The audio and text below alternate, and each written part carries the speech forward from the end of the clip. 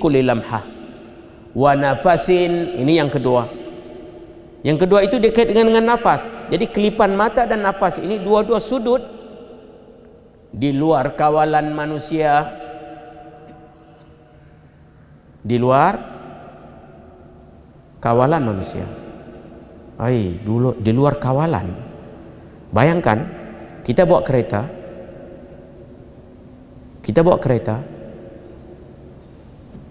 pada ketika bawa kereta itu, tiba-tiba kereta itu di luar kawalan. Bagaimana hal kita ketika itu? Nampak itu? Luar kawalan. Manusia berdepan dengan luar kawalan. Takut. Manusia kalau berdepan dengan luar kawalan ini, dia akan takut. Kita hari ini, dua hal kita. Dalam kawalan, luar kawalan. Orang yang menyadari dia itu di luar kawalan, dia akan berubah hidupnya. Kalau luar kawalan itu berpanjangan lama masa, maka lagi berubah hidupnya. Contoh, orang sehat, orang sakit. Orang sehat itu mengira dirinya dia dalam kawalan. Tapi bila dia sakit, dia hitung dirinya dia di luar kawalan. Sakit, buat apapun tak baik juga. Maka dia sedar. Ketika itu, sebab itu bila lama berkelamaan masa satu manusia mengalami luar kawalan ini, manusia itu akan berubah. Cara dia pikir, cara dia berperangai, dia akan berubah. Kita yang tak berubah ini sebab selalu dalam kawalan. Allah. Itu sudut yang penting kita nak fikir itu. Manusia dengan dalam kawalan, manusia dengan luar kawalan.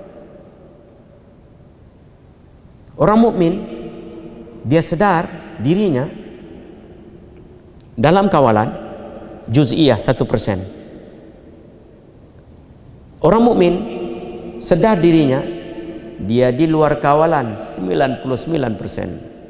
Allah. Sebab dia di dalam kawalan Allahu Jalla Jalaluh. Nah, itu dalam kawalan, luar kawalan. Kita hari ini agak-agak berjalan, kita daripada berpagi sampai berpetang agak dalam kawalan, luar kawalan. Agak-agak dalam kawalan lah itu. Nah, itu yang tak mengalami merasai itu. Itu tidak ada kashfi, tidak ada syuhudi, tidak ada zauki.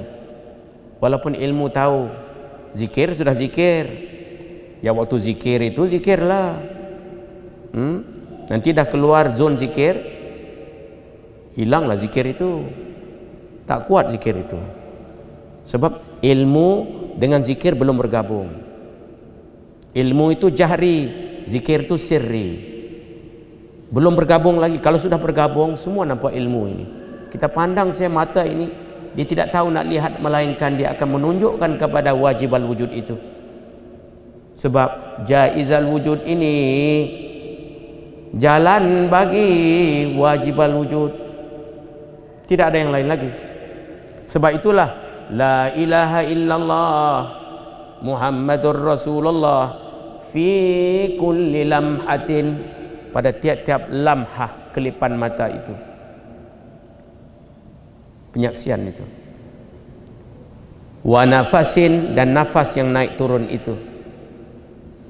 Nafas yang naik turun ini. Ini jalan berzikir, nafas. Sebab itu kalau zikir jahri ini, kalau kita ikut gelombang zikir, kalau kita ikut betul-betul la ilaha illallah, la ilaha illallah. Kalau kita zikir, rajin zikir, kalau rajin zikir, kalau buat zikir hari-hari, tengok apa jadi. Nafas kita itu akan selaras. Bukan boleh buat benda itu. Bukan boleh kita nak reka-reka buat, tak boleh. Dia memang sudah ada nafas itu. Nafas kita itu dengan gelombang zikir ini yang Nabi bawa ini, la ilaha illallah, la ilaha illallah, naik turun itu. La ilaha illallah, la ilaha illallah, la ilah, tiada Tuhan, la ilaha illallah, la ilah itu tiada Tuhan, itu ringan ya, sebutan itu ringan, la ilah. Tapi kalau illallah kan berat itu. Jadi di sini gabungan di antara ringan dan berat. Walaupun satu manusia tidak paham apa makna kalimah la ilaha illallah itu. Kalau kita baca pada orang kafir itu, kita pergi jumpa orang-orang tidak beriman, kita dengar kalimat ini ya. Apa yang kau rasa?